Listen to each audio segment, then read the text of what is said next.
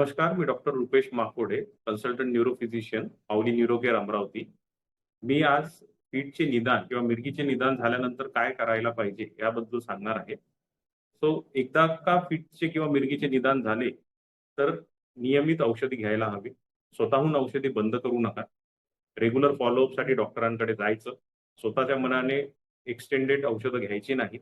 फीटसाठी किंवा मिरगीसाठी ट्रिगर करणाऱ्या ज्या गोष्टी असतात, जशी अपुरी झोप आणि नियमित व्यायाम, मद्यपान टाळणे, हे सगळं करायला हवं.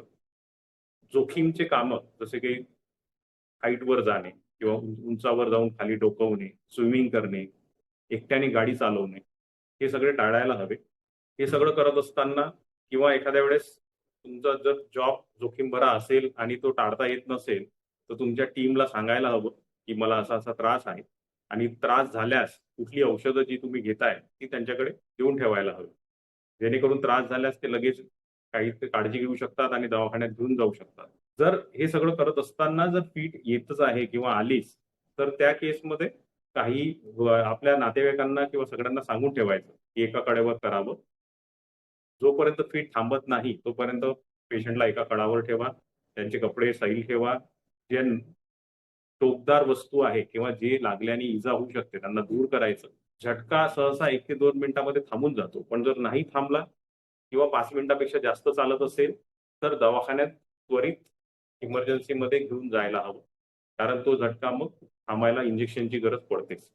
तर ही सगळी काळजी घेऊन आपण बऱ्यापैकी फीटवर किंवा मिरगीवर कंट्रोल करू शकतो. डॉक्टरांकडे नियमित फॉलोअप करणं आवश्यक आहे. कधी-कधी औषधांचे साइड इफेक्ट पण असतात. आता नवीन आलेल्या औषधांचे साइड इफेक्ट खूप कमी आहेत. आपण नॉर्मल आयुष्य अगदी सहजपणे जगू शकतो. तरी सुद्धा डॉक्टरांचा सल्ला हा फार महत्त्वाचा असतो आणि त्याच्याशिवाय पुढे जाणं योग्य नाही. Thank you. एवढं बोलून मी हा मेसेज एंड करतोय. काही प्रश्न असल्यास, काही विचारायचं असल्यास तुम्ही डेफिनेटली माऊली न्यूरो केअर अमरावतीला भेट देऊ शकता. Thank you.